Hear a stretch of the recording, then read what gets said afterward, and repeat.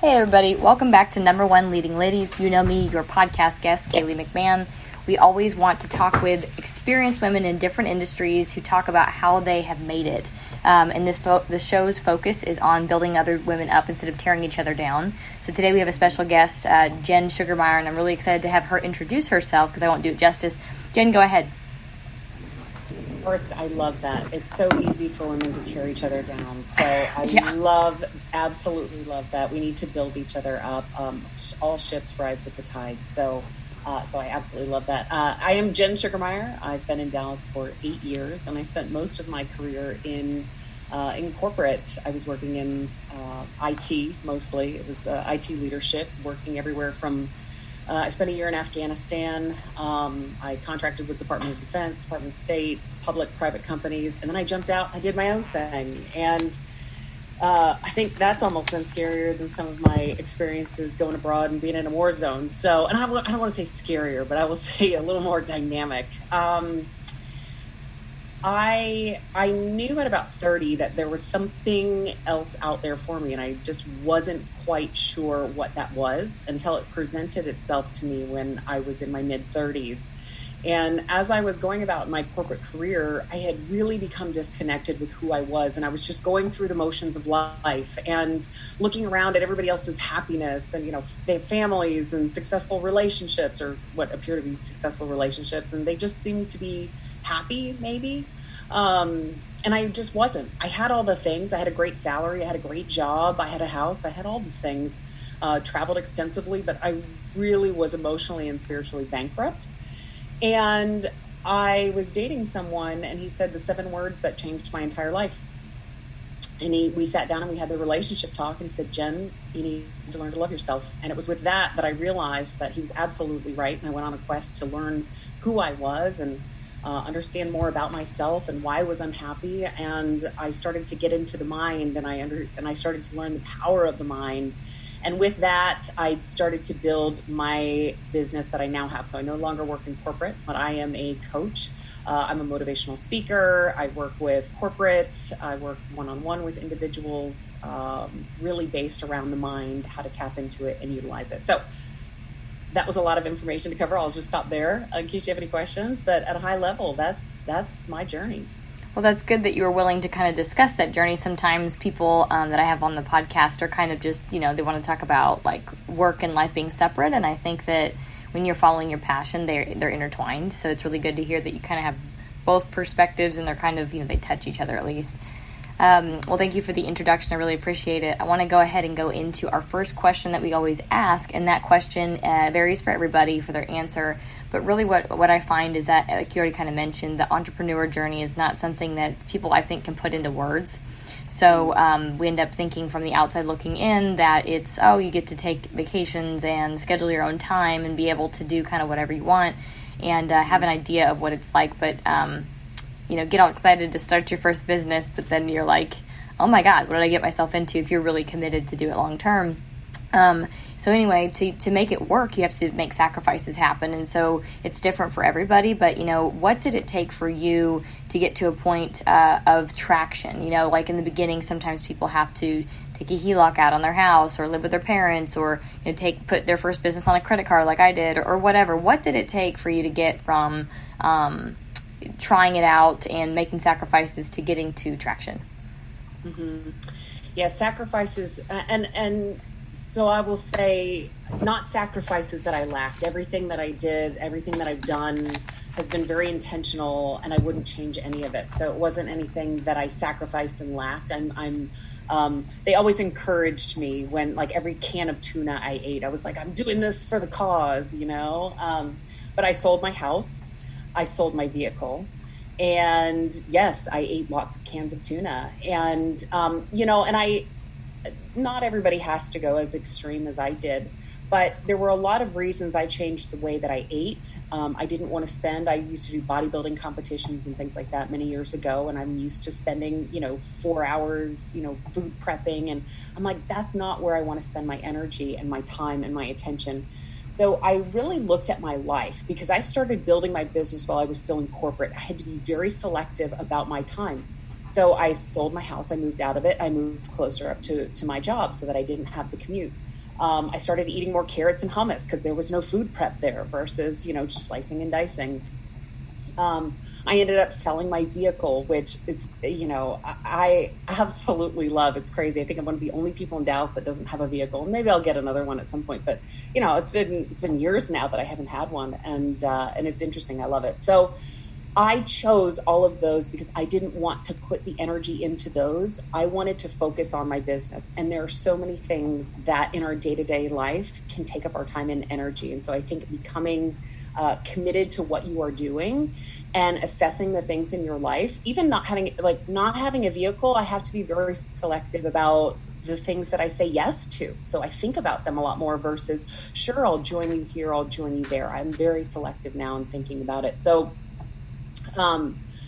understanding my time was huge.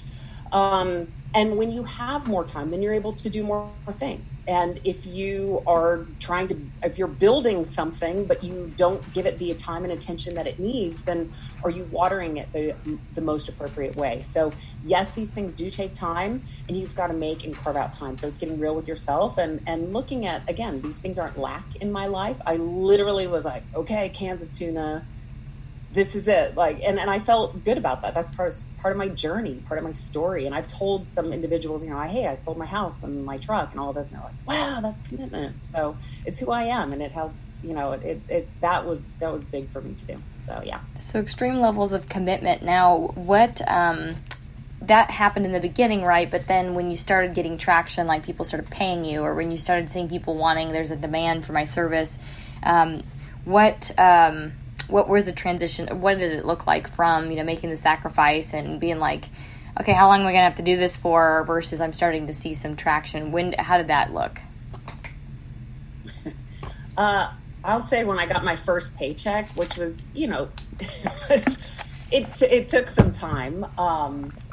But it was almost like I wanted to put it on the refrigerator, and like, look what I did, which is really funny. I mean, I was reporting into the chief information officer. I was a senior director leading global teams and very, predictable paycheck. And now I'm like, but, it's learning to celebrate your wins, I think is part of all of it. Even if it's $1 or, $1 million, just celebrating yourself along the way. But it's every step you're breaking down new doors, and even asking for money. It can be different for some individuals. Some people may feel like it's okay to say, hey, this is what I cost. And for some people, it may start out as, $1,000, and then they get more comfortable with that. And then it's $2,000, and then it's $3,000. And so when people ask, hey, how should I charge for my services? It really goes with, yes, you should know what the market is as well, but how comfortable do you feel saying it? So to get paid, it was a progress as well. And then it starts to give you more confidence in yourself and your ability, and you just kind of grow into that. And then you scale up from there. But if, my coach over my coaching program charges like $100,000. If I was this brand new coach and I'm like, yeah, to work with me is like $100,000, like it wouldn't feel right.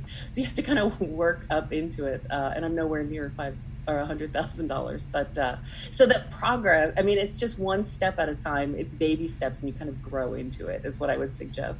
What gives you the ability to make that decision about what you're charging? You know what I mean? Like, you've got level of experience for one thing, which kind of bumps up what you can charge, but then also typically it's like demand. So supply and demand to decide cost. That's why I was kind of asking that question about getting to the point of traction, which is people buying your stuff and multiple people buying it, maybe even companies buying it, and having different types of packages and putting things in different forms so that it's more easily digestible, or subscription model, or, like what did it take to get to traction and decide like what that fee was going to look like, and how do you do that?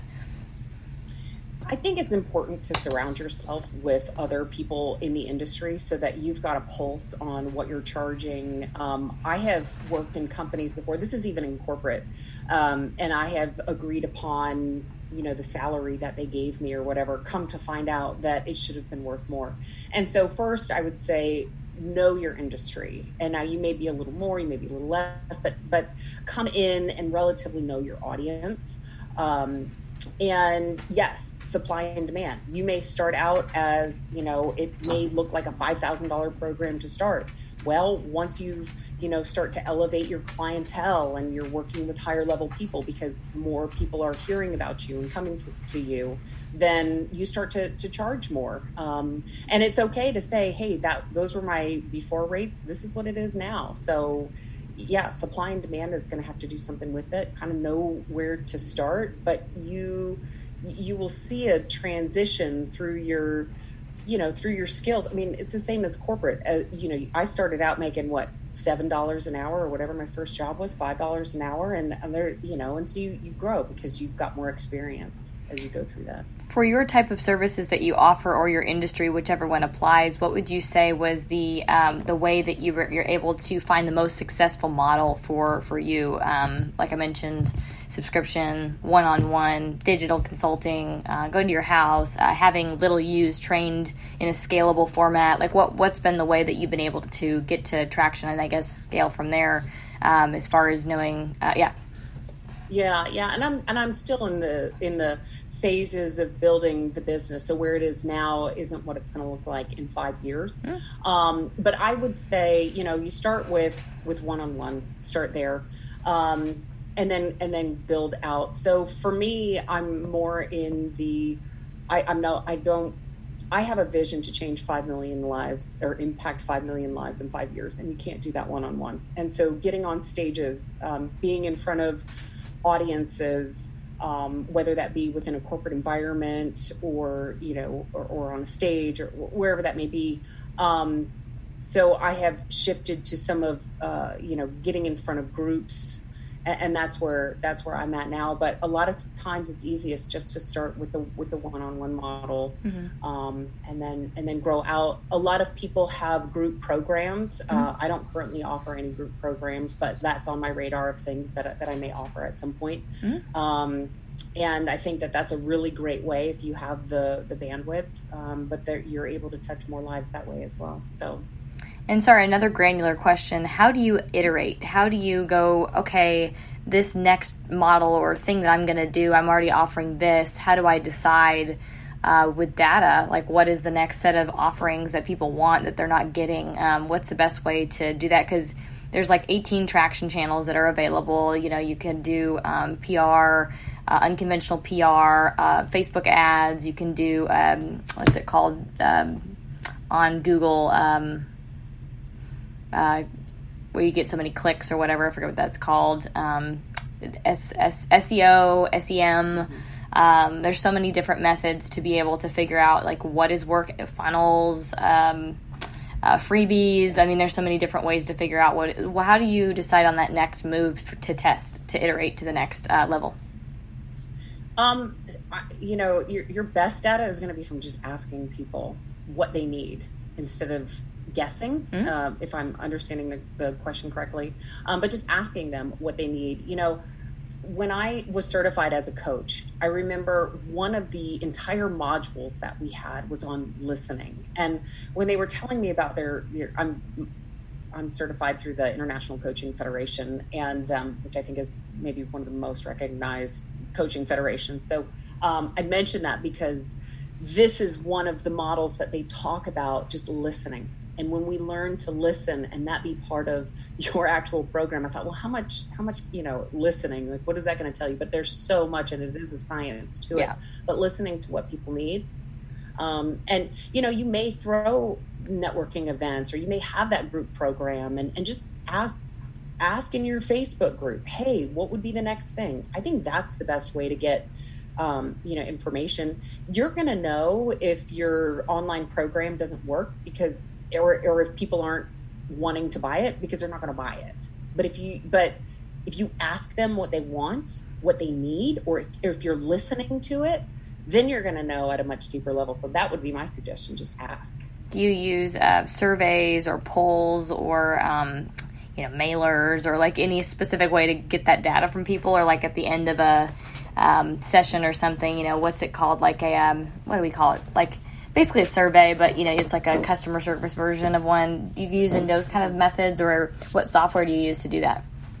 Yeah, and I have Active Campaign is what I use for my email list, and so I leverage that, whether that be click here for this, or just general emails that go out or whatnot. But I'll leverage Active Campaign to get feedback or get information out, or when a new product's coming, or whatever type of communication. So that's a really great way that I've found to communicate with folks, and do it regularly, so that they're used to seeing you and whatnot. How often do you try to ask for that information, testimonials, surveys, etc.?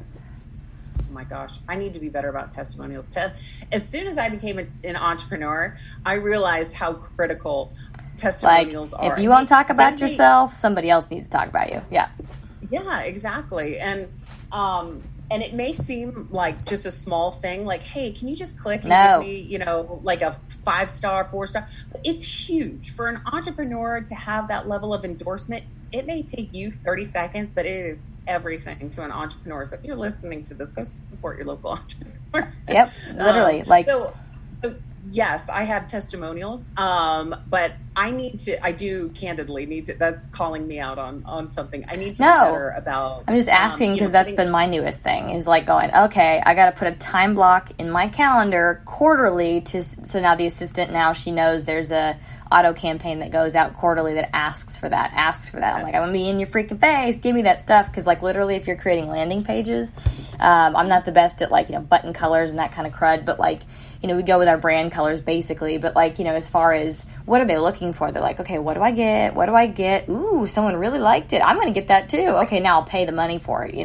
If someone else, what's in it for me, FM, and then I used to sell in very small communities doing advertising. They always want to know, what is everybody else doing? You know what I mean? If somebody else has had success doing something, it's really not much further than that. Same thing when I go for lenders, anything. I'm like, if I can just contact your former clients, they've had a good experience, done deal. Yeah. So definitely be okay with touting. And be okay with touting yourself too. As women, I think that's something that we, in the beginning, I had some challenge with. Now I still forget to sometimes. It doesn't mean I don't. I used to resist it and hate it, and now I am okay with saying thank you for compliments and not trying to put it back to the person. But then same thing with touting what I'm good at. In a conversation, one thing I'll say is exactly that. I'm going to go ahead and tout my skill that I'm a problem solver. That I like to systematize things. That I'm really good at project management.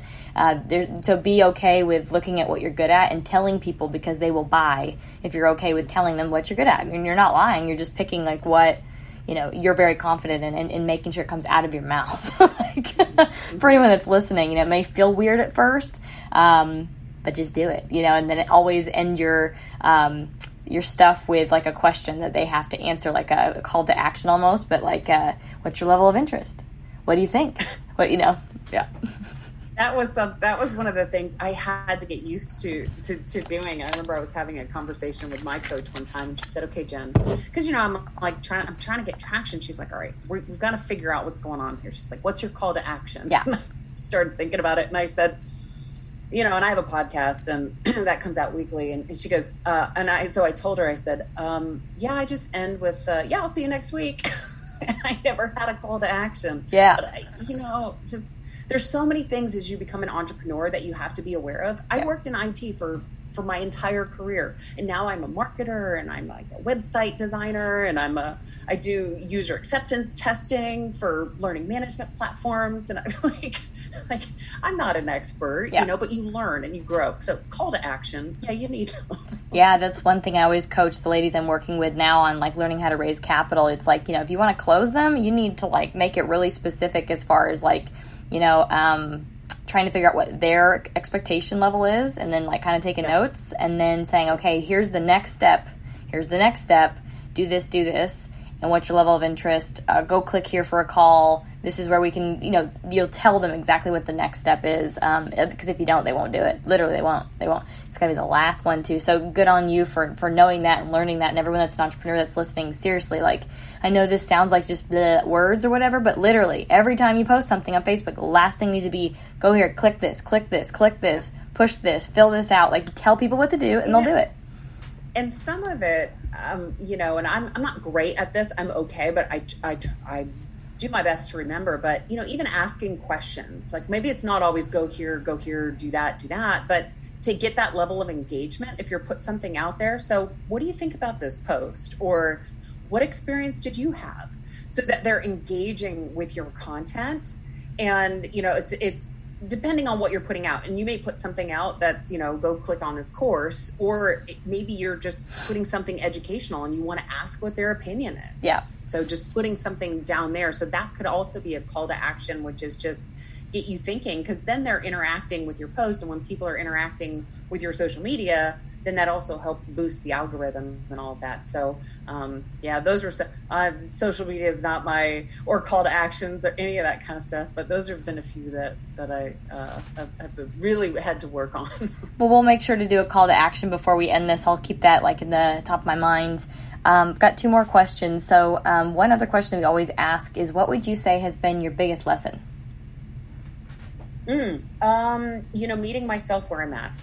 So I am a very high achiever, and I have, I've always been focused on the next thing and the next thing and the next thing. And I've done some incredible things. In fact, by the time I was 30, had I died, I would have done my entire bucket list. It's just, I've had that kind of life. And then when I jumped out and I started doing my own thing, there were days that my level of quote unquote achievement was uploading something onto my website, and I'm like, oh gosh, Jen, did that take me all day? But not getting frustrated with yourself, but celebrating your wins and, really meeting yourself where you're at, because that's going to help uplift you instead of tear you down. And you need all the support that you can get, whatever you're doing in your life. So that was a really humbling experience for me to, it almost felt like kind of going back to when I was 20 and just figuring it out again. And here I am as an adult making the decision to make a career move. So that was a lesson and something that has really helped me. So that comes to mind. There's lots of lessons, but that was one. The other one, I'll share this, is that there's no such thing as failure. I made the decision a few years ago to stop failing. And when we do that, then it changes everything. Because when we quote unquote fail, then, there's we're afraid to say anything, or we're ashamed, or there's just a lot of emotions, a lot of negative emotions that go with it. But if you can start to look at all of that as part of the design of your life, that it was intended for a lesson or a course correction, then that changes how you view this seemingly negative thing. Not everything is going to work out, but if you can look for the lessons, then it's game changing. So those are my two. Yeah, I think that's exactly right. I was going to say, someone else uses like a meme to say, like, you don't either win or you lose, you win or you learn a lesson, or you win or you get a lesson, or something like that. So, or it is a lesson or something. So there's no losing. There's no losers. There's no, because then you'll get stuck in this like self-deprecating place that doesn't help anybody. You don't earn any money. You don't sleep well. It doesn't help anyone, honestly. Nope. So. Yep. How do you move on? But is learning the lesson, I suppose. That's a really great lesson. What would you say, Jen, has been your biggest win? Oh, I gotta be honest. Sometimes I get these random messages from people, and from all over the globe. Somebody from India reached out like a week ago and was like, hey Jen, I was going through, and he's like not even my demographic.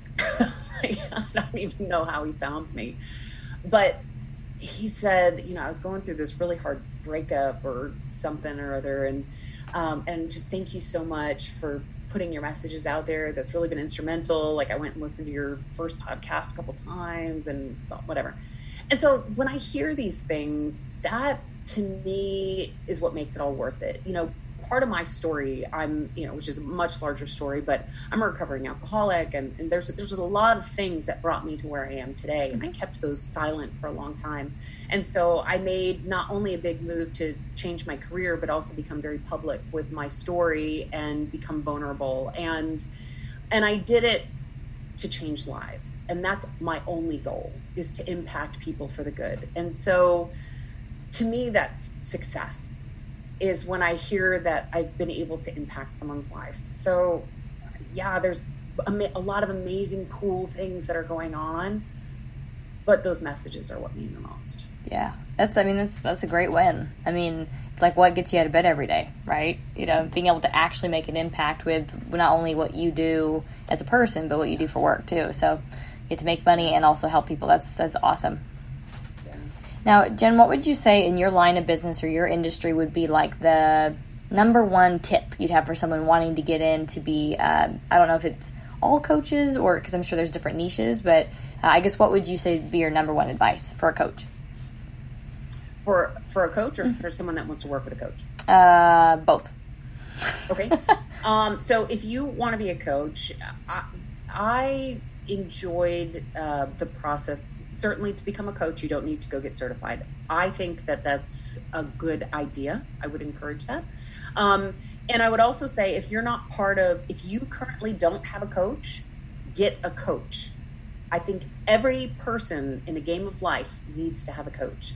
And if you're going to be coaching other people and you've never had a coach, you know, it's, I don't know, are we calling, I don't want to say we're calling the kettle black, but it's so important to have a coach. Yep. Period. I have one. So that's what I would say. Look into getting a certification and also look into a coaching program. I'm under the David Bayer program. I think that's phenomenal. There are lots of them that are out there. So that would be if you are a coach. If you are looking to get a coach, it's so important to find someone that you resonate with. And so whatever it is that, you know, maybe you like talking to men more and interview some men. You like talking to women more, interview some women. People have different styles. I'm very, I'm just unapologetically me. I'm a little, I don't want to say rough around the edges, but I'm more direct. I'm not going to tell you, I'm not telling people that's not what coaches are for. Coaches are to ask those powerful questions, but I will ask powerful questions. We'll get right to it. And that works for some people, and some people, you know, that's not what they're looking for. So finding somebody that you resonate with, listen to their story. It's a two-way street. Yep. You want to work with the right coach. The right coach wants to work, the coach wants to work with the right client. So interview multiple people and do your research on who they are and what they stand for, because they can stand for different things. Right. Now, how would you vet a coach if I was looking to work with one? You know, for example, I know how to vet like a financial statement on properties or the operators based on kind of who they've worked with in the past, or, you know, how would you suggest people go find the right coach fit for them? I think you have to know what's important to you. I mean, you may be very religious and you want somebody that comes with a very religious approach.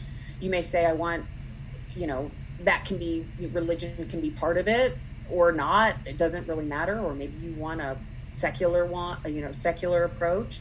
I think it's just like friends. Like, who do you want to hang out with? You know, if you're a hardcore Democrat, does it make sense to have, you know, staunch Republican? I mean, I don't know, you know, or kind of gel with the people that you're kind of like, you know, maybe have some diversity, but it's the same kind of thing. So, you know, I am mindset everything. Everything to me is mindset. And then we also look at things in the life, you know, how to set up boundaries and things like that. But to me, the fundamental core of my teaching is connecting to yourself, understanding the power of your mind, and it being there. Other coaches may have other approaches. I saw someone recently on Facebook and she said, I was looking for a mentor and the things that were important were family and a few other things. She goes, I didn't mention mindset because that's not important to me. That shocked the heck out of me because I think everything is mindset. But just to give you an idea that there are different people that have different ideas of what's important. And so you've got to find, you know, do you want to go to a hypnotist, or is it, do you want to talk more? Do you want to listen more? You got to find that right jive for you. So you got to know yourself and what works for you. So start doing a little bit of self-work, and it's not just unload on somebody else. Fix me, you know, no. Yeah. Just know, I mean, think of who you like to hang out with or what really resonates with you, or teacher that had a profound impact on you, or a church person, or, you know, somebody that you're like, wow, that style works for me. And then go find that in a coach. Exactly. I think that's some great advice. You gotta, it's a two-way street, like you already said. You gotta kind of, for anything in life, I think that if you're trying to even find the right spouse, anything, you gotta work on yourself, before you can work with somebody effectively, I think, and be open and aware, and have done a little bit of self-work too. So, Jen, thank you so much for coming on today and for kind of going over a multitude of different things from getting started in business, getting to traction, how do you structure your business, all the way through, things that you've gone through, lessons you've learned, positive things that have happened.